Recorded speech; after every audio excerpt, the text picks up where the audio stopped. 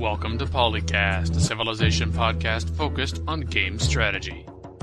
Dan Q. Makalua. The Me and Team. Mad Jin.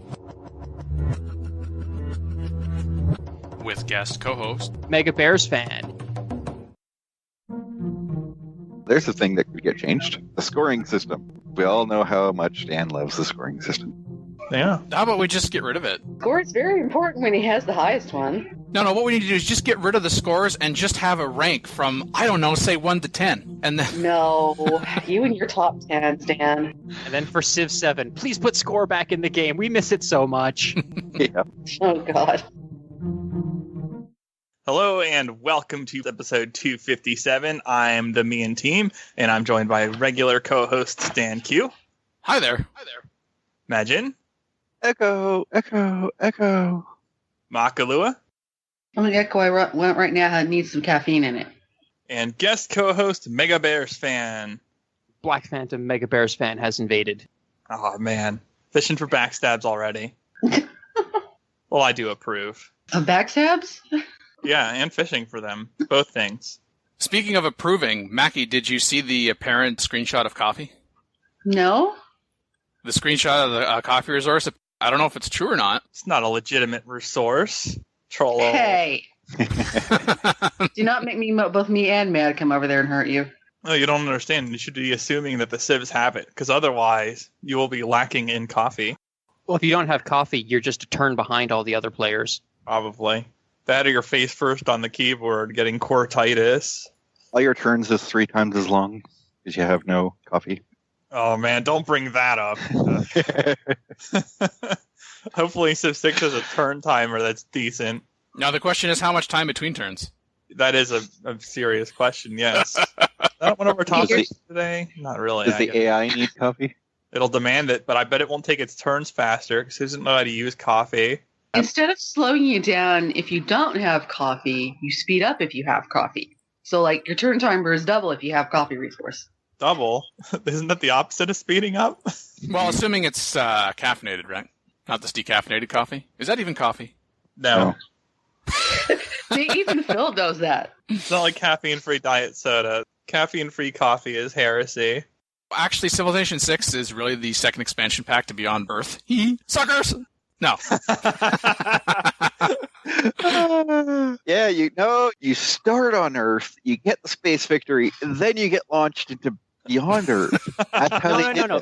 Beyond Earth is what happened when you won the space race in Civ 5. Now, Civ 6 is what happens when you win the, Emancipation victory in Beyond Earth, where you go back to Earth. Yeah. There you See, go. it's circular. Totally circular. There you go. Circle of Civ Life?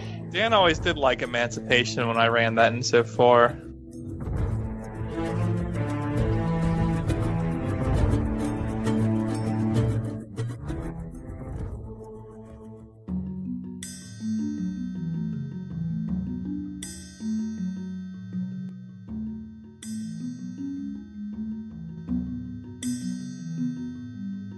City-states. Envoys, so you can no longer just buy out city-states. And that's, of course, assuming that you can't just eventually buy envoys with gold somehow, which hopefully they did not put in. Yeah, so core of this stuff that's changed with city-states is no more throwing money at them to have an influence bar rise and fall over time. You have envoys that you get somehow. Some quests are still in, apparently. So you can get them that way. But obviously there's probably a normal generation way of doing it. And then each city-state gives you a bonus to your city at the first level. And then a couple envoys later, you get a bonus to a bunch of districts.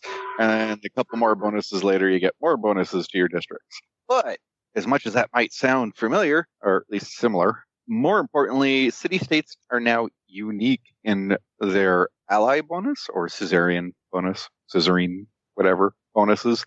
So of the ones we know, Haitusa provides you with one of every strategic resource you have revealed but do not own. And that could be great for a lot of stuff. If the resource distribution is about the same as Civ 5, you're going to play Rome or somebody who needs iron for their unique unit. build out a ton of warriors or whatever this time, and find out that the closest iron is on the other side of the map. Not sure what you'll do with one iron, though. But if you have one, I mean, even if you only had one in Civ 5, you could upgrade a unit, right? Yeah. And then you'd have one Noobtorian, or Legion, as it's properly called. Yeah, but then if you get to muskets, then you can upgrade through the path. No, it's not worthless. And I mean, certainly having one uranium has a lot of potential if you have good money. But Well, speaking of upgrades, I definitely hope that Civ 6 lets you skip units in the unit line and like spend more gold to upgrade to the next level instead of having to go through that process of, oh my goodness, I only have one iron. I have to one at a time per turn upgrade all of my long swords. Yes. Yeah, I'm with you there. In fact, it'd also be really nice if somewhere on the UI, if they just had like an upgrade all units button that just did all of them that can be upgraded. That would be nice. Oh, you mean like they had in Civ 4? Not to mention the selection stuff, but Civ 4 you did skip when you upgraded, and you paid more for further upgrades. Well, that's fine, but you still skipped it. You didn't get stuck going, I'd like to upgrade 2 levels up, but this resource I'm missing in the one in the middle, and now I can't do crap about it. Yeah, no, that wasn't a thing in 4, just 5. Sorry, guys, no nice guns. You have to wait for your crappy sword first. Here you go. Hold on to this. For like 3 seconds. Now here's a gun. Drew Sane asks in the chat from the official blog announcement by 2K, he quotes, in Civilization 6, city-states are much more streamlined over their Civilization 5 counterparts, unquote. Drew asks, how could it have been any simpler? Well, I think that's just what we call marketing speak. Yeah, because I think the word streamlined here might be a little off. I would prefer that term reserved for like, okay, this takes you less actions to accomplish than before. Yeah, because it seems like they did a little more, making every city-state have a unique bonus, which we haven't fully covered. Like Jerusalem automatically converts to your religion and exerts pressure for that religion as if it were your holy city. So extra holy city, kind of nice. Zanzibar gives you 2 unique resources, cinnamon and cloves or something like that, I think. So that's actually more. Envoys, well, that's different, but I'm not sure it could be considered streamlined since you're not just like picking a couple policies, getting up to a certain level and always getting their bonuses. You actually sort of have to do something. Yeah. To keep it. Well, the streamlining might also refer to maybe the UI and interface, because looking at these pictures that are on the Steam page, it looks like there's a nice little list of what all of the exact bonuses are at all the different, levels of friendliness. So it's not like you have to highlight over things to figure out what the heck things do and stuff like that. It looks like it's all just printed right there on the screen. Well, maybe that's you can interact with them more simply. But yeah, streamlining UI is streamlining the game, and Civ needs it desperately. I don't know if you consider that streamlined. It's like, okay, instead of having to click each individual one to go, okay, what do you get? You have one UI spot to see them all. That's nice. Good UI. But then again, in Civ 5, well, you knew the maritime city-state gave you food. And they had 2 levels. It was friendly, you got 2 food in your capital. Allied, you got food everywhere. You knew that. So it's not like you really had to look at each of them. But I guess if you want to be Dan and run around bullying every city-state, that might have taken more clicks because you had to go to each and every single city-state to press the bully button. Maybe or this you're way trying to fish for specific bonuses, or you're trying to manage the Diplo game in the late game, and you're trying to micro-influence that kind of stuff. Yeah, I can see it saving quite a bit of time over the course of a game if they made it more simple to interact with them. Imagine brings up a very good point, and it actually ties to Jason's comment about any units that you can upgrade, just upgrade them all in one go. Rather than my having to check each individual city-states if I can bully them, just give me a nice screen that summarizes, here are all the city-states you can bully, and if you have enough gold, I press the button and I bully all of them. I like this idea. That is streamlining for the better. I hate to break this to you, Dan, but I'm not even seeing a bully button on these screenshots. All I see is declare war. So unless the player already bullied them all, you might be out of luck there. Yeah, Dan. I think it's just hidden. They can't take that away from me. They just... Yeah. It's not allowed. Although one nice thing in here, in the first screenshot, looks like you can pay the city-state to take over their units, which again is more functionality. It's not like you could do that Civ 5. Yeah, so rather than the hope that, hey, I've got a city-state ally, it'd be great if they joined the war, you take control over those units as if they were your own. That's nice. And then they did join the war. All right, city-state units will finally actually do something, except for block my workers from building that road they told me to build. Yeah. Oh, well, you don't have to declare war to have that obstacle, Jason. You can enjoy that in peacetime, too. Exactly. Oh, but wait, there's more. If you buy now. Yeah, if you buy now. Since trade routes make roads, you don't have to have the stupid worker try and shove through all the city-state units if they want the road quest still. No, they probably took the road quest away. Oh, I'm sure they found another way to block your stuff. Yeah. Oh, well, of course. And while the city-state is at war, players can send an envoy if they are at war with the city-state, potentially changing the city-state's allegiance in the middle of the conflict. Ooh. Hey, we're getting blocked by war. Is there a random chance that the city-state can just Sparta kick your envoy off a cliff? As long as they put a video to that. Just for I'm not so sure about this. If you're going to use a strategy involving the city-state units, there needs to be some counterplay to units just turning on you. Or, more likely, you causing the AI's units to turn on it at a really inopportune time. We need to take Jason's interpretation and apply that to the sentence on the blog post about city-states and envoys. Quote, there are certain conditions and actions that may allow envoys to be removed from a city-state, so let's interpret that as a random number generator boot of your envoy. Haha. Perfect. It also says, of course, that declaring war on a city-state removes all envoys the player has there. Really? Oh, declare war on somebody and they decided that you're not going to have influence with them anymore? My question then is, if you've removed all of the envoys, let's say you've got 3 envoys in that city-state that you've declared war on, does that mean you get to reassign those 3 envoys, or are they gone? Were they dispatched, as it were? Yeah, that was going to be my question. I don't see an answer to that, though. Maybe that's where the Sparta comes from. Or is it just going to be treated like trade routes? Nope, you don't get to reassign that trade route. That trade route's just gone, man. So they don't Sparta kick them into a bottomless pit. We Sparta kick them to the next city. Just from the chat, have we heard definitely if envoys or units are assigned like spies in Civ 5, asks Pete P. I don't think we've heard one way or the other. Yeah, pretty much. That would be miserable. I certainly hope not. Yeah, well, I mean, it probably could depend. Given that there's levels of what you get, if you can do all the quests for a city-state, then you're going to get pretty close or at the top level of it. And then all you really need to do is the last little bit to fight over who's the boss for the extra bonus. Well, they did say there are certain conditions that can allow an envoy to be removed, so maybe there's some sort of decay process similar to in Civ 5. Who knows? Anywho, city-states are back. Yay! And they're not stations like Beyond Earth. So yay! You might not want to just straight up destroy them. Now that would be streamlining. Eh? Nah, well, yes. There's how city-states end up being simpler and make them like stations in Beyond Earth. There you go. Yeah. Mm-hmm. I think it's pretty hard to form a line, streamline or otherwise, with a sledgehammer. Even if you're pretty strong, it tends to be a little messier than a straight line. Otherwise, in Civilization 6 news... Is everybody else excited about it? No.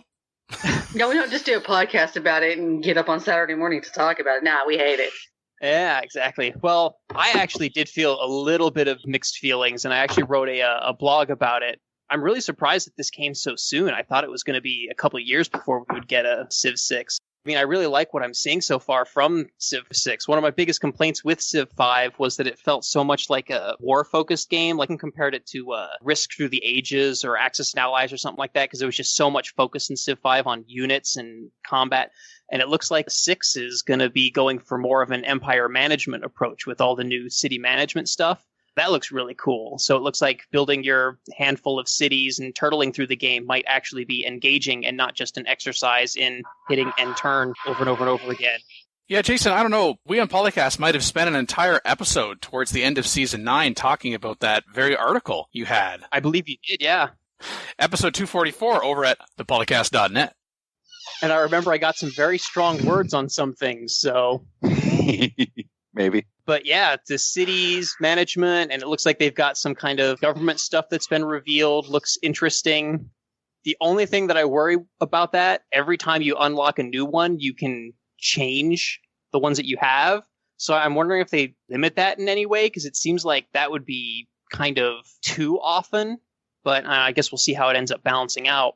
I think on the last episode we were making the distinction between being able to swap governments and swap civics. Yeah, that's right. There is a difference between them, isn't there? Yeah, because we've got both now. Rather than either or, we can have both. And of course, we're hoping for the best of both worlds and not the worst of both worlds.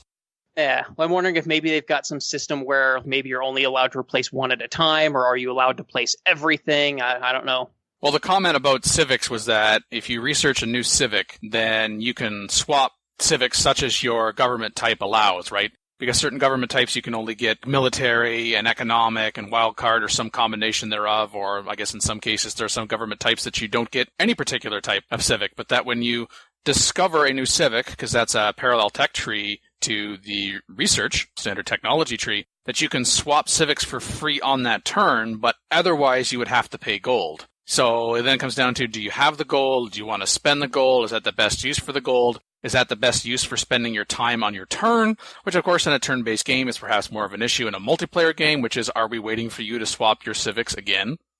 No. Right. That's totally going to happen.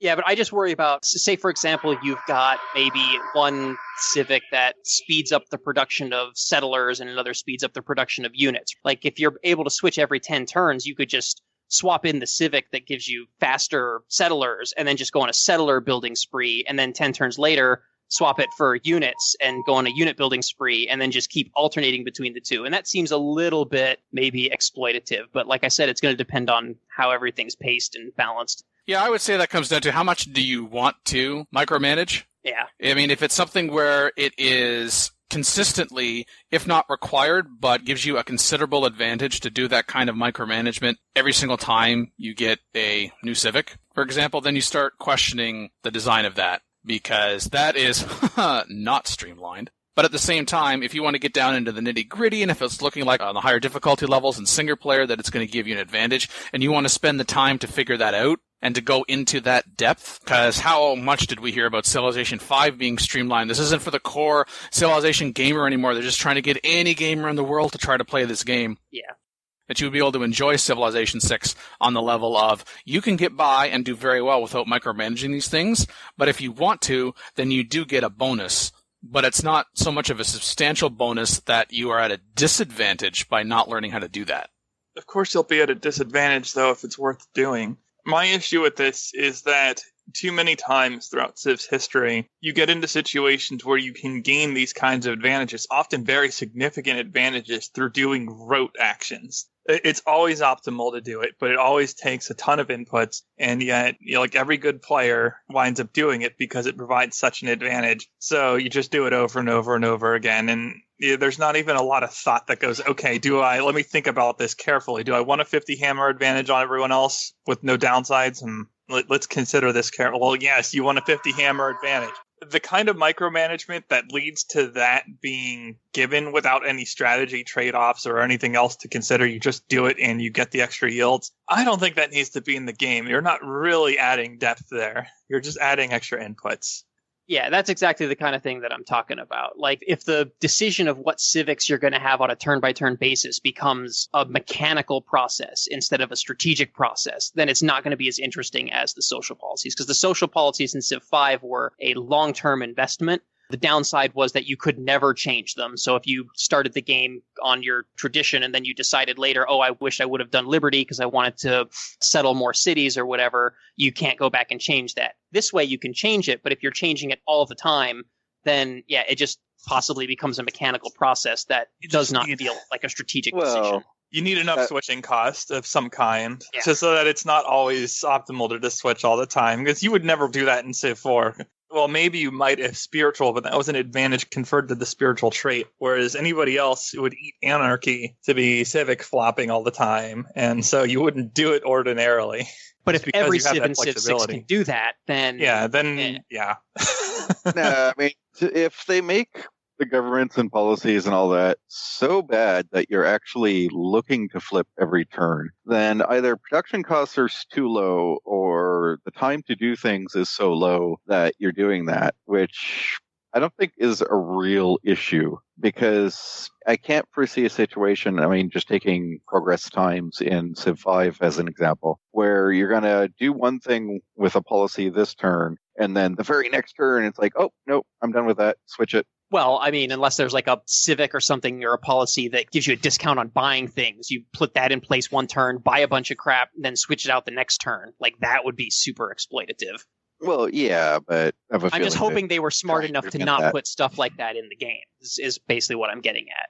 But Yeah. it all depends on what the costs are, what the benefits are. And I think more important than whether the benefits are good or bad might be how specific the bonuses are. Because if the bonuses get too specific, then you're talking about situations where it's like, oh, it's only good for this very, very, very one specific thing. So only on the turn that I'm doing that one very, very, very specific thing do I put that civic in place.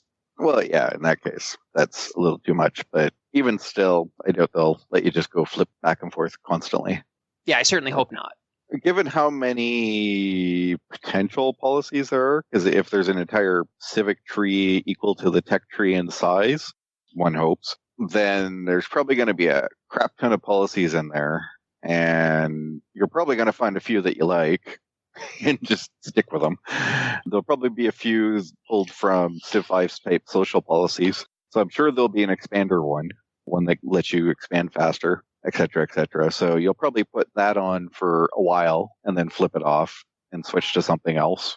Well, I like that better than right now in Civ 5 you have, because you're talking about spending, you have Liberty, and that's good in the first part of the game, but it's not so good later on. You need other things. So being able to swap that out, so you have starting policies and middle of the game policies and late game policies, I like that better. Yeah. One hopes when you're at the end of the game, you're still not using the very first policy because it was so good.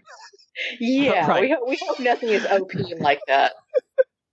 Yeah, this combination of social policy and government. I mean, in social policies, okay, how many social policies have you been able to accumulate over the game? And has that been advantageous to you? And you just keep adding in them and adding them and adding them. And then being able now to swap out with the civics, I think it's hopefully going to be a little bit more qualitative versus quantitative in the sense that you got all of these things to choose from, but depending upon your government type, you have to make a choice out of all of these possible economic ones. Which one do you want? All of these military ones, which one do you want? And I think the trade-off, as we've been getting at and also in the chat, is the time that you're spending to micromanage, number one, but also perhaps the specific civics are going to be constructed in a way that if you decide to micromanage them, you're not going to be able to get much of an advantage out of them because you didn't let them grow over time, in the sense that it is a longer-term investment, whatever we define that to be. I think the idea, hopefully, is that there's also an advantage, a comparable advantage, to investing in a particular civic, even if you now go to a different government type, to say, okay, I'm going to keep that civic because that's still advantageous to me, but I'm switching this government type because now I can get another one. It's a stack on top of, say, that military one, or now I'm going to get an economic bonus in addition to this military bonus that I had in this previous government type. Yeah, and Actually, I I'm hoping think that's more the case. Yeah, like how much we're going to slack have do to you get? see actual numbers on things to really evaluate it properly. Some of your choices are probably going to be determined by what type of empire you're building Yeah, or and what district you're building. a policy or a civic or whatever that say buffs libraries that exist would be a good thing. But if there's policies or whatever that are like 50% discount on libraries, then I think that's going to start to go into that bad territory that I was talking about, where that's only useful on those handful of turns where you're building a library. Yeah, I think there's definitely a balance there where you want people to be thinking about reevaluating their choices, but not so much that, oh my gosh, I need to be changing it constantly, as opposed to, well, I set this civic and it's good for 50 or 60 turns because it's just that good. It's good now and it's good later because the benefit is so broad that what's the advantage to actually switching it? Yeah. Yeah. And also those kind that, do you always choose that particular one? Do you always go that civic to start with? And then that also goes back to, what we've said before on the show and Phil on this episode about it just becomes not an interesting choice. You've quote unquote learned the game. You know that this more often than not is always the way to go. So you want to be able to have interesting decisions and being able to evaluate that at different points in the game so it doesn't become stagnant, but at the same time you don't want it to be like, squirrel, new civic, squirrel, Yep. new civic. Right. And I would say that maybe changing your civics out maybe once or twice per era sounds like that would probably be a pretty well-paced system. But yeah, if it's every like 5 or 10 turns, then I'm going to be like, oh my goodness, this is ridiculous. Yeah, if you have something that's good for 50 or 60 turns, like the library thing, you've already put down the cities you want to expand to, but you're trying to build up the cities. And that's a great thing to have something that's going to give you a discount on buildings. But then once those cities get decently developed, you're going to be like, oops, no, I need the military thing now. It's just like having civics that are tied to absolute value bonuses versus percentage-based ones. Yeah, I mean, that's the point of early, mid, and late game policies. And so I'm hoping that means what you're doing in the game is going to help define which policies you also want to run. Well, yeah, because if you've got a separate civic tree, then presumably you're going to be getting choices. Which civic do you want to be researching right now? Here's how many turns it's going to take. Here are the benefits you're going to be able to get from it. It's like, okay, I could get this in 5 turns, and I could start using that. But this is going to take me 8 turns, but that's going to be a much better choice because I'm going to be able to use that for a longer period of time. So therefore, it's going to be a few more turns till I swap out my civic, but then that new civic is going to give me that much more of a benefit that you actually had to stop and think about which one are you going to choose and which one are you choosing for that particular game and what are you going for in the present circumstances. Well, I guess there's also a bit of a hitch in there is that you can change your policy cards for free every time you unlock a civic. So if you're just trying to do it on the free times, then you have to line up your timing of completing a civic with the timing that you want to switch out a policy. So you may not go research down that one civic path because you're never going to use those civics for the next, 30 turns because you're doing something else. Other first impressions that I had, I noticed there was a Wonder video of someone building the Oracle. So Wonder videos are kind of sort of back. That's really cool. I really like that they're in-engine. Feels like it gives a great sense of context to them. It feels more like it's my Oracle, instead of just the Oracle. Yeah, you built it here. Yeah. The only thing that I noticed about that was kind of disappointing was it was a little bit anticlimactic. Like, I hope they still add some kind of splash screen or dialogue prompt or something like that maybe tells you what the bonus of the Wonder is and not just be like, oh, the animation's done. Now we just sit here waiting for you to click an exit button in the top corner of the game. Well, the video that you're referring to, which was published to the official Sid Meier's Civilization YouTube channel, does say your civilization has finished construction on the Oracle. And as for the bonus, well, hopefully you remember what the bonus is because that's why you constructed it in the first place. Yeah. Well, yeah. But now that wonders are actually going to take a place on the map, take a hex on the map, then perhaps if you mouse over it, there'll be just a little, dialogue box that reminds you this is giving you +3 culture per turn or whatever it is.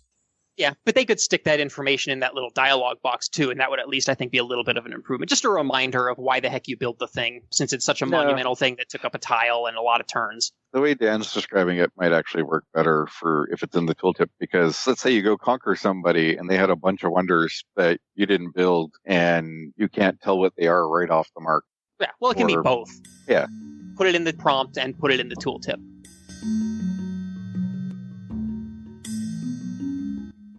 This last 2 weeks, there really wasn't a huge amount to quote-unquote analyze because, well, they're all getting ready for E3. Yeah, which everybody's been speculating in the thread. Are they there? Are they going to be there? Are they going to be there? And what everybody's kind of concluded at this point is it's going to be like with Civ 5, where most of it's going to be closed-door stuff that we're not going to see until a few weeks down the road. Possible. 2K has a tendency to not be a major promoter, so they're not going to get on stage. 2K will only get on stage with Sony or Microsoft or Nintendo if they're doing a game for those consoles. Otherwise, they have never actually really been there. They just do all their stuff in the background. So chances of seeing a lot is questionable. But whenever IGN or like any of the live streamer group is doing their shows, there's a chance that 2K will pop on for one of those.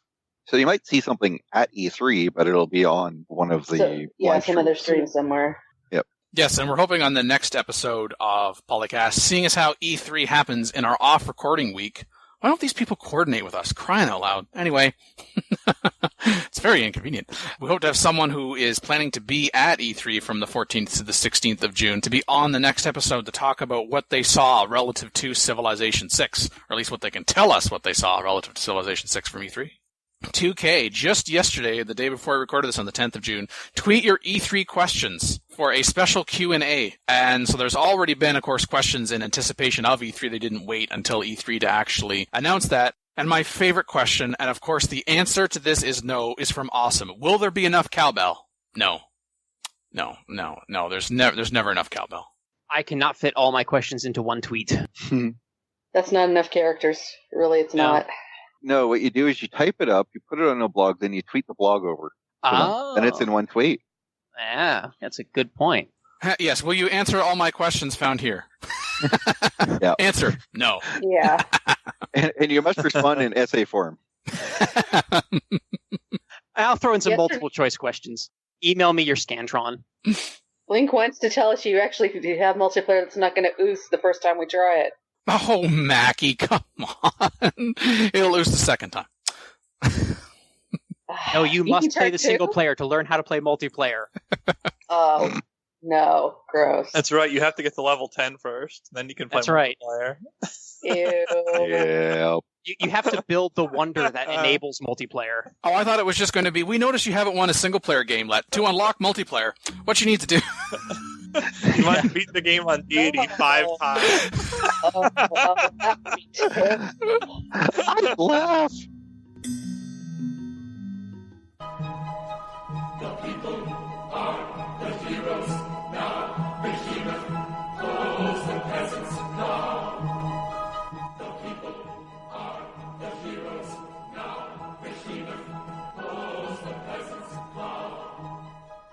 Hey, my long bus trip has been saved in response to episode 256. Ryaka said, nice episode as always, but episode 256, geez, I can't believe you forgot to celebrate filling the bite. Mm-hmm. And seeing as how the last episode was entitled All Aboard the Hype Train, I just said, well, the hype train doesn't stop at that terminal. So how could we possibly celebrate that? We're going to keep doing this till the megabyte thing, right? I mean, we're going 10 years anyway. What's another, hundreds? Yeah, Ryaka wants us to spread our wings and fulfill our destiny. 1 million episodes. I don't think that's going to happen. We'll keep doing this till thousands of years old. We're good. We're good. Totally. Now, as for that being old thing, might have to work on that. Well, Aaron90495 said, great episode as always, but as I've said before, I'll plead that you upload the whole unedited podcast somewhere, as I'm sure there's a lot of extra conversation that'd be great to hear and fill my downtime. I can't catch the live recordings in the summer, and it's always great to hear the whole 2.5 hour episodes unfiltered. No, Dan does good editing. No, we need editing, believe us. Yeah, I mean, I would never rule out possibility, but what I did say was a greater likelihood would be maybe not an entire unedited recording of an episode, but perhaps here is what the edited version of this topic sounded like, and then here's the unedited version as a comparison, like an extra production or something like that. But as for filling the downtime, I said, in addition to PolyCast and our extensive archive of, 10 years worth of material, there's also Modcast and Turncast that you could listen to during this time. That was on one thread on CFC, and in another thread, Alliterus said, great episode, but then also had a question to which one of our panelists recently replied to. Question was, made me think about the trend of giving up the idea on human-like AI. In the original Civilization 5, AI tried to pretend it's human and only had a few special abilities like calling you his favorite city-state. Expansions added intrigue and art exchange that didn't work on humans. Civ 6 goes even farther with core features like trading, giving you insight into AI thoughts. Will trade be as important in multiplayer where it doesn't give this advantage? Jason?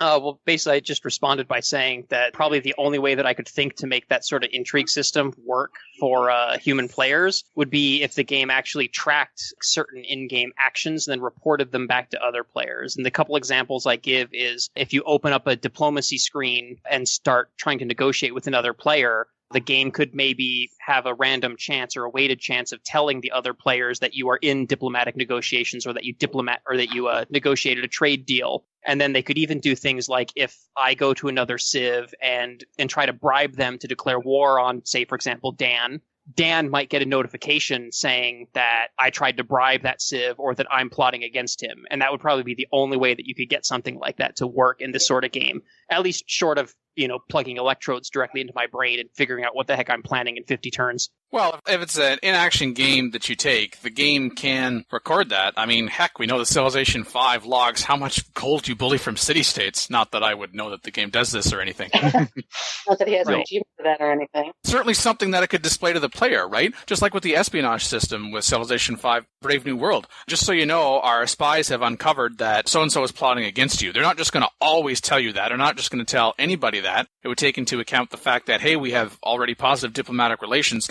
So we choose to share this information with you. So hopefully it's not just random for random's sake, but that it's tied to in-game action or inaction that then will give you that little bit of information. I mean, essentially it's math, right? And it's recording data, but you present the data in such a way that it gives it a human-like quality. So it's pseudo-human. It's simulating human. We don't actually want the AI to become human and rise up and take us over. That's bad. Maybe. Yeah, no, there's a lot of actions you can take in the game that could easily be sent over to another human player, even if you don't have quote-unquote agenda to go with. What are you building? Who you're sending envoys to for city-states, trade routes, war declarations, yada, yada, yada. That's entirely plausible. Right.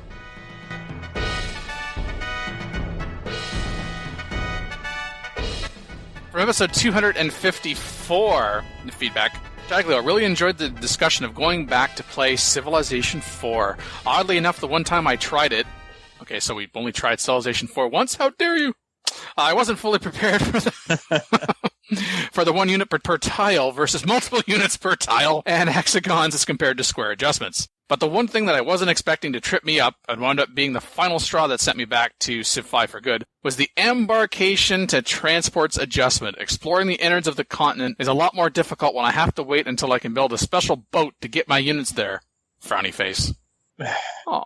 So wait until sailing. I know. You just buy the maps. And I don't know, Phil, I think you had a response to that or something back. I had a pretty long response to that because embarkation in Civ 4 takes a lot less game commands than Civ 5, unless you're only bringing like 3 units across continent.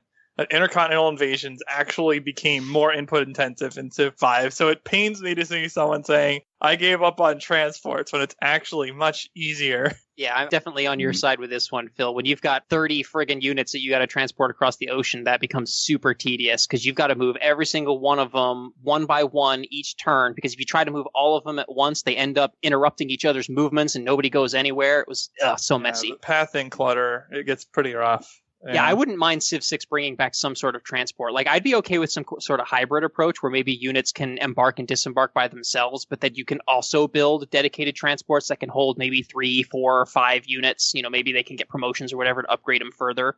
Because they already have that sort of precedent in Civ 5 with aircraft carriers holding airplanes and with nuclear subs or whatever holding nukes and missile cruisers holding missiles. So having a stacking unit, though, is dangerous because of the micromanagement advantage you can get from it.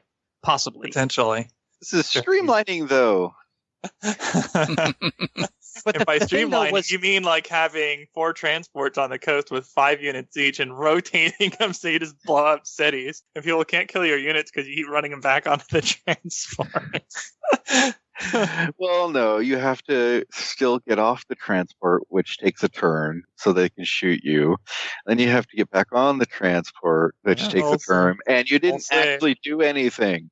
We'll see. I mean, if they let you take shots from the transports with your artillery... I'm assuming that's not in play, because like 5 artillery on a transport set up shooting while you move is stupid. A good compromise would maybe be you just can't disembark directly onto land from the transport. Kind of like you imagine like the D-Day invasion, World War II, you had all the little tiny transport ships were on the bigger destroyers and battleships or whatever, and then they all have to disembark the big ship in order to get to the beach. So maybe you have something like that where your land unit has to disembark from the transport onto the ocean and then actually do the amphibious attack. That might work better, maybe. Nah, I'd be fine just jumping onto the land. But I would say if you're trying to get off the transport, you can't attack onto land, though. Yeah, that was actually what I meant. Yeah, you just can't attack onto land. You have to get off on the ocean or onto empty land and then do the attack, which would take a whole turn and you'd be vulnerable in the meantime. Yeah, that would be as bad. Although that would cause more micro, though, again. Well, but you also don't necessarily want a situation where you have to disembark onto land. Like, what I was kind of getting at was you could also have a thing where your land units can get off of the transport unit, maybe still in the water, and then just go into an embark state, and then you can do an amphibious invasion. That was where the comparison to D-Day came in. Yeah, you could also kick them off in the middle of the ocean and watch them walk the rest of the way. Yes. And maybe there could be a tech or something that you need to get to do that. You know, maybe that's something that doesn't become available until like combustion. You can't have your ancient marines sitting in your galley that just suddenly build another boat while they're inside a galley. Yeah, I don't think you want them to rowboat across while the city is shooting at them. Yeah, but I could see something like that maybe working. Yeah, I mean, the only real question is, do you let the transport continue moving after a unit got off? Because then if you do, and they have high movements, then you drop one unit here, one unit there, one unit there, one unit there, and just like spam the coastline with a single transport, only allowed to do one per turn, at which point then it becomes less useful. Yeah, it's kind of messy. Yeah. Or maybe just keep transports as faster than just embarking yourself, because that would be dumb. But then maybe takes twice as much movement for the transport to drop somebody off, so you can't just spam max. Yeah, it uses a movement point instead of the turn. Well, use 2 movement points instead of the turn, or something. Oh yeah, that's a good point. Are we gonna have like rough terrain in the ocean? So then some ocean hexes. It's like, oh no. Oh, you mean like sandbars and things like that? Yeah, or storms. Ooh, hurricane hexes. Permanent storms across the area. Yeah. Oh, you could actually make a hurricane unit that spawns like a barbarian. Sure, because all hurricanes last forever. You cleared the hurricane encampment. Well, maybe it Congratulations, only you got 50 lasts for a gold. little bit. No, you don't clear it from an encampment. It's there for like 2 or 3 destroy turns. the and source disappear. of the storm. We could just have like a Lovecraft encampment in the bottom of the ocean where just Cthulhu monsters come out and attack your ships. Oh, goody. That'll be a And we're mod.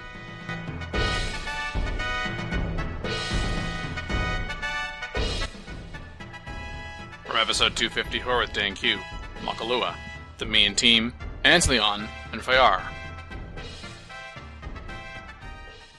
First one was from, which, of course, Dan, would you like to explain the Renaissance thing, which I don't love for people, for the guy who was it near? Shaglio. Shaglio, yeah. I know, I don't love it. It hurts my ears. You haven't heard the full version where it's not just Dan, but Uber and a couple of other people doing it. It's like, This is one of the rare times where Mackie and I have an alliance. It definitely comes up more on Turncast than it does on PolyCast. It actually started with Uber, but it initially started with just Renaissance? The Renaissance.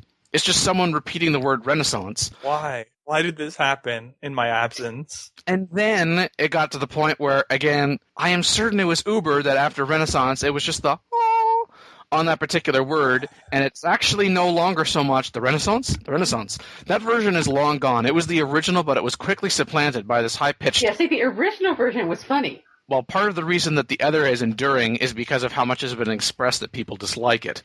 But... Yeah, when the entire rest of the people in TeamSpeak are telling you guys to shut up. I feel like I did PolyCast a disservice by taking off like a year or two from Civ 5 to basically throw away thousands of hours into EU. Because I might have been able to nip this in the bud by declaring on Dan instantly anytime he did it, or anybody else did it for that matter. But now that it's such an ingrained thing, that might not be enough. So I'm open to suggestions, listeners, as to how to destroy certain practices. Because after all, destruction is one of the pillars of me and team play. Why Uber started initially doing the Renaissance, but if it wasn't Uber for doing the repeat of the Renaissance, he was definitely the first to do the high pitch. And as we've said before, Uber is just the American version of me, and it just seemed like a fun way to troll people. Plus, it also is just, it's almost singing to the oh, and of course we love to sing on the show as well, so it just kind of seemed to fit into that wheelhouse. By your standards of singing, maybe. I think the bigger question is, why has it still been allowed to happen? And I like the idea that we blame Phil. Well, it's also because nobody's invented a thing that lets me slap you two through the internet, so... I wasn't around to stop it. I'm at fault. It's my fault. I could have prevented the disaster. And now you too get to hear it every Saturday. No. One of the great tragedies. Perhaps in terms of more substantive feedback, as humorous as that was. Yeah, also to find Mars was talking about, where we were talking about he's saying that in his experience, 9 out of 10 AI requests or demands are completely and totally absurd. No, I will not give you half my gold income, nor will I give you 2 of my lectures I only have 1 copy of. Rotten hell, Alex, well, he said Tartarus, which is cool. Oh yeah, ineffectual unique units. Yeah, the Beyond Earth Carver, the Aegis, and the Roctopus. Oh, but the Roctopus is fun. Whatever you say, Micah Lua. Yeah, that fun misspelling thing in the other section. That was like, ah. Yeah, what was that? You listed all these names and you put magenta in there? Magenta? Yeah. I just threw a few things in there, yeah. You're definitely the most butchered of the regular co-host names, like I all know. time, too.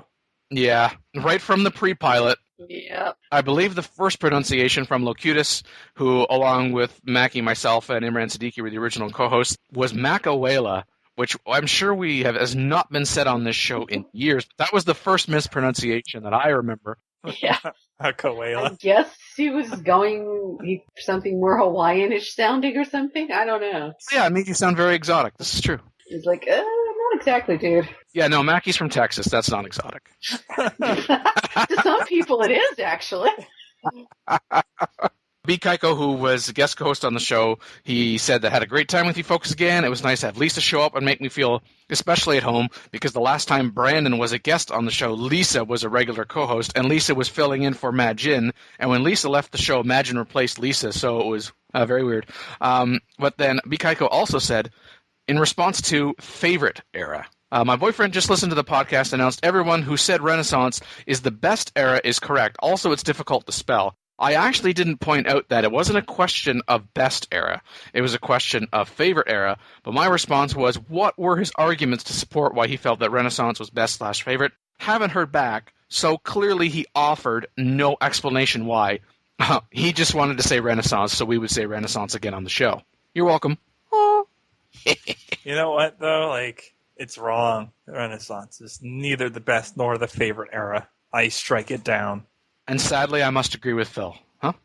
Well, we wound up agreeing on the importance of the classical. We did, and I know it was your runner-up. And that caused me to rate it second, just because I like that you have more physical gameplay options opening up in Industrial. But like you said, from an important standpoint, most of your important choices you made there. So yeah, Renaissance really doesn't offer anything beyond access to some good social policies. The units there are lackluster. I mean, okay, cannons are good, sure, that's fine. But it's not like a huge spike from what you had available previously. It's not Civ 4 Renaissance, we'll put it that way. You don't draft like 50 rifles and then sit on half of the world with them, or whip out cavalry for the same purpose. It's not Civ 4 Renaissance. It just doesn't offer enough. It does have the best wonders, I would say. The Renaissance era does. Especially on high-level play, in DD play. Those are usually the wonders that I start aiming for. Which ones are you thinking about specifically? Leaning Tower, Sistine Chapel. Oh, okay, yeah. That's true. Porcelain Tower. I feel like the ideology wonders are really good, too. Except for maybe orders. Well, and again, the classical era, back to an earlier topic, the longest-lasting combat unit. What era does the Siege Tower come in again? Oh, right, classical. Whatever. I'm just classically correct. It's okay, Phil. Get a minute. Classically trolling. They're not mutually exclusive. That's true. Trolling is often the correct move.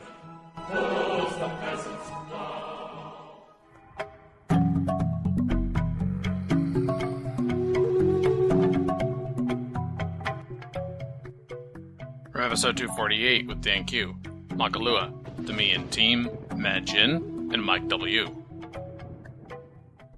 Little video which was cute about 2 scouts fighting over the ruins. Not a spoiler because this has happened in so many games. Guess what? The 2 scouts fighting didn't get the ruins. Yeah, there was a third player involved. Third player that got beaten. Literally. What are you doing? I'm going to explore those ruins. I was here first. We were both here at the exact same time. I've been scouting since the dawn of recorded history. I have seniority. Well, I've never found any ruins before. There weren't any around my city, so it's only fair. Oh, really? That sucks. Sucks that life isn't fair and I'm taking the ruins anyway. I am very good at fighting with a stick. So am I. This was from the same group that did the Dealing with Gandhi video that we talked about on 245 from White Lightning. Video description of this, by the way, scouts are playing an entirely different game than everybody else. True. Yeah. Honestly, as much as I enjoyed the video, I actually enjoyed some of the commentary because there was something that I did not pick up initially. And it actually has to do with the visual. The first comment was from, Zally Click. Wow, Greece really rushed electricity. Yeah. And then Afterbury Village 10 is like, pause at 1 minute 15 seconds and look at the left, and there's this big transform. It's hilarious. Yeah. Athens has power lines at 5 pop. Yep. Oops. chaotic arrows. Like, is it bad of me that I wanted a scene where they all beat each other with the sticks? Stick fight! No, it's not bad. Although Bob the DJ, let's settle this diplomatically, said no one ever. Screw you, the rune's mine. Don't like it? I'm just going to take you off the map. Meta things that people have held a grudge against other civs for. Ish. Yeah. No. Yeah. That ish has happened. Yes. Yeah. From episode 250, we're with Dan Q, Makalua, the Me and Team, Ansleon, and Fayar. We Love the King Day, a video from the White Lightning YouTube channel who has previously featured a scout fight and what to do about Gandhi. The shortest of the three, it's just under 3 minutes in length. It's kind of one of those videos where you need to have played Civ, one Civ title at some point, to really truly appreciate this on the levels that they're getting at. One that might actually be missed, and it appears first in the video, between the two characters that are talking. It's primarily a conversation just between two characters. Do you love the king? No, she's stupid. Yeah. Well, yeah, it actually does do that slight problem with the gendering. It does do that, but as we know, it's only a problem with Mackie because she's the only woman on the internet. Was that just a reference to bring that in to this? Yes, it was. No. Yes. Boo! Troops suck! We want money and things! Yeah, boo! The king sucks! Nobody loves the king! Except for the people who voted for We Love the King Day. That's probably a minority being blown out of proportion. In terms of exchanges, capturing cities is bad. Yes. We should spend less on siege machines. Yeah, yes, good. And more on building things. There we go. Okay, back on track now. Like a really big wall to keep all the foreigners out. Thanks, Donald. And they were to cancel all open border agreements. They're not agreements. We're being invaded. We're at war with like half the countries in the world. world. And then we're going to get more whales. The recurring theme. You know we're landlocked, right? Yeah, and whales are like land available. They like land. You know what a whale is? No. Do you even? Yes, I join you in your rage on this thing and stuff. Do you know what the thing and stuff is? Rage! But do you know what rage? Yes, think first or rage first? Rage first. Always the rage.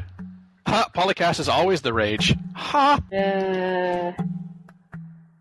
From episode 253 with Dan Q, Makalua, the Me and Team, Q&L, and B. Kaiko. Civ 5 in a nutshell by Blue Owl. Civ 5 is described as a brilliant education on why you should never trust anyone. Well, I don't know about anyone. Trust no one but yourself. Well, no, it says don't trust anyone, and you are someone, so therefore you shouldn't trust yourself either. That's probably safe, though, because if you overtrust yourself, then you make mistakes. Ah, some non-barbarian neighbours. Brilliant. Yes, I will make a declaration of friendship with you. You'll make a great ally. And then you can declare war on me. That's fine. That's totally fine. Okay, let's forget about all these nice buildings that provide food for my citizens. It's time for war. Just one more turn, and that's my friend dealt with. Now I can build my empire in peace. And now everyone thinks I'm a warmongerer. Brilliant. They started it. They sent 3 units to attack me, so I annexed their entire empire. See, I don't tend to go down that path anymore, because these things that call declaration of friendship, what are those? Let's just avoid that path. That just seems to be asking for someone to get annoyed at you. Like, any little thing that you do once they're friends, they suddenly hold you to greater account. It's only 8 p.m, so I have time for one more turn. And now it's 4 a.m. Just one more turn. Yeah. Yep, that's pretty much Civ in a nutshell.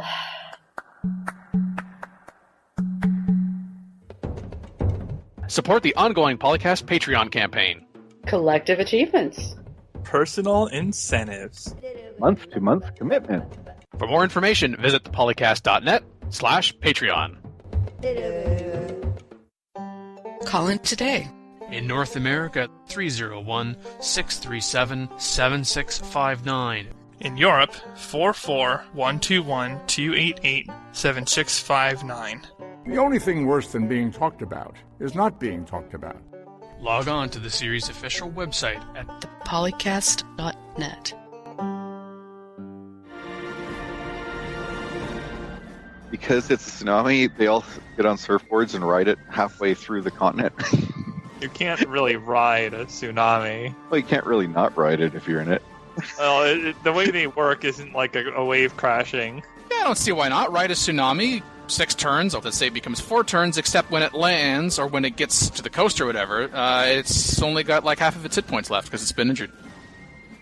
Sure, whatever you like. Yes, whatever I want. Thank you, Phil. Well, it's funny, you're a tsunami that works like a wave rather than rising tide really fast or something, and sure. We'll let armies survive it and just push them a few miles inland. Why not? If you're in a boat, boats go to the top of the tsunami. If you can power your way when you get near the top. If they're already on a boat, fine. Obviously, they're going to be on the boat. You didn't just kick them off the transport. Okay, guys, go swimming. You can swim the rest of the way. Oh, and speaking of, Mackie saying more Mackie, it was about time for one of your taglines. Which one? Because a boat was mentioned. Oh, I'm on a boat. Thank you. And I'm staying on this boat if we're in the middle of a hurricane. Thanks. Now that builders have charges rather than unlimited like workers in Civ 5, if there's any policies even remotely related to builders, I have a feeling people are going to try and stick with those a lot more than they would stick with other stuff. Oh man, is it going to take 2 whole charges to chop a forest and then build an improvement? I guess it depends. Is it? Yeah. Are we talking about actions or are we talking about improvements? Because, strictly speaking, clearing a jungle is not an improvement. As Civ defines it, not a capital I improvement. Yeah. It is so an I'm wondering act, if the clearing the underlying tile is going to be included or if you have to do that separately. Because if so, there's half your charges right there. Although, I mean, if you look at Civ 5, if it's similar style, you clearing the jungle before putting down the farm was 2 actions, technically. Yeah, but the difference was in Civ 5, it costs a certain number of turns to do that. But as I understand it, in Civ 6, the builders do everything instantly, Yes. right? Yeah. There are people that are still going to want to continue to play Civilization 5 for any combinations of reasons, which may just end up then meaning that you have both Civilization 5 and Civilization 6 installed on your machine, just like people had Civilization 4 and Civilization 5 installed. Or it'll be a Win 10 exclusive, and there you go. Oh god, I hope that's not the case. Ew. We will now install Sid Meier's Civilization 6. Please wait while we upgrade your Windows experience. What? All right, everyone. Well, thank you for listening to PolyCast episode number 257. Your hosts have been Big Boss Dan Q. Now, Streamlined. Mad Jin. Hi. The Mian team. I am the ultimate interface. Makalua. I still need more caffeine to deal with this. And I have been Mega Bears fan. Invader Destroyed.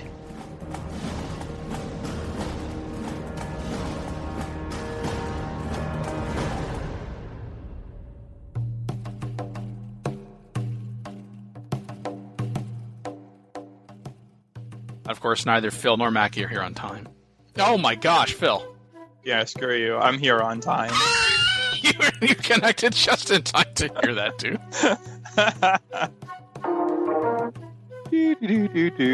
Okay, something about city-states. Because I don't actually have the list of topics in front of me. Really? Really, Mad? Adam Mercer asks, any system requirements released yet? I need to know if I have to buy a new computer. Oh, well, you don't need to know the system requirements to know if you have to buy a new computer, because the answer is obviously yes. Just always buy a new computer. Just do it. Sir, we're still trying to lock those down. As soon as we do, we'll make an announcement. Oh, okay, so they haven't taxed the systems enough yet. Okay, they're adding more stuff. Cool. From Alphashard, recurring guest, if Dan can't bully city-states, he isn't going to want to play Civ 6, ? Oh no, I'm going to need to play Civilization 6 to then show Firaxis how wrong they are. That's an easy answer to that question. Okay, good, you caught that. Yes, I did. I hate people who do that. I'll just put that in the blooper reel, and then no one will have any context for what that was. It's great.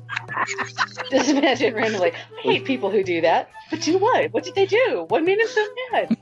And then every listener is like, oh man, I hope he's not talking about me.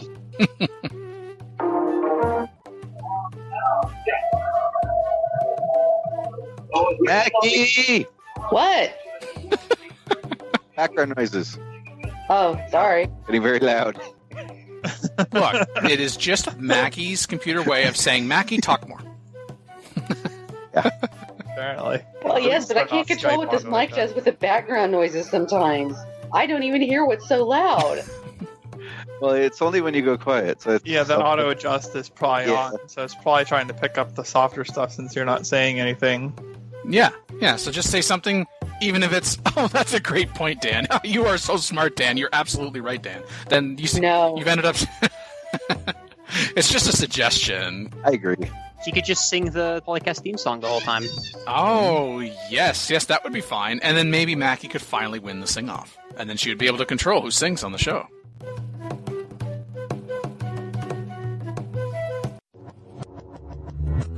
Record date June 11th, 2016. Scouts and King video clips, copyright White Lightning. Nutshell video clips, copyright Blue Owl. Civilization 4, 5, and Beyond Earth sound clips, copyright Take-Two Interactive. Copyright Civilized Communication at civcom.net.